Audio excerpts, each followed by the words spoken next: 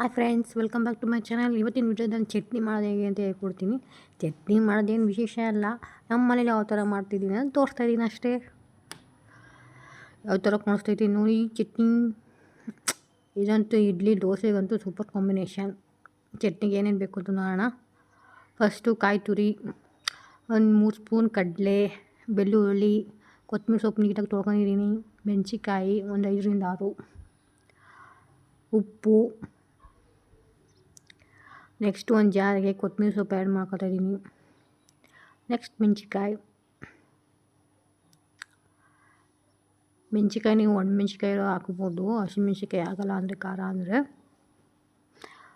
Next ಬೆಳ್ಳುಳ್ಳಿ, ಕಡಲೆ, ಹುರ್ಗಡ್ಲೆ,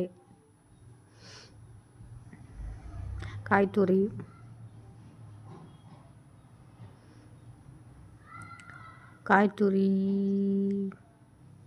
ಅದನ್ನು ಪೂರ್ತಿ ಆ್ಯಡ್ ಮಾಡ್ಕೊತಿದ್ದೀನಿ. ಒಂದು ಅರ್ಧ ಹೋಳು ತಂದಿದ್ದೀನಿ ಕಾಯಿ ತುರಿನ ಅಷ್ಟೇ. ಅದಾದಮೇಲೆ ಒಂದು ಸ್ವಲ್ಪ ಉಪ್ಪು ಹಾಕ್ಕೊತಿದ್ದೀವಿ. ಉಪ್ಪು ಹಾಕ್ಕೊಂಡು ನೀಟಾಗಿ ಒಂದು ಸ್ವಲ್ಪ ನೀರು ಹಾಕ್ಕೊಂಡು ನೀಟಾಗಿ ರುಬ್ಕೊತಾ ಇದ್ದೀನಿ. ಈ ಚಟ್ನಿ ಇಡ್ಲಿ ದೋಸೆ ಬರೀ ಅನ್ನೋ ಜೊತೆನೂ ಟೇಸ್ಟಾಗಿರುತ್ತೆ. ಟ್ರೈ ಮಾಡಿ. ನೀಟಾಗಿ ನುಣ್ಣಗೆ ರುಬ್ಬಬೇಕು.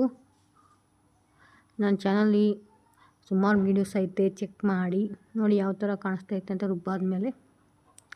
Thanks for watching guys. Do subscribe to my channel. ಇದೇ ರೀತಿ ಸಪೋರ್ಟ್ ಮಾಡ್ತಾಯಿರಿ. Love you all. See you all in next video. Bye bye.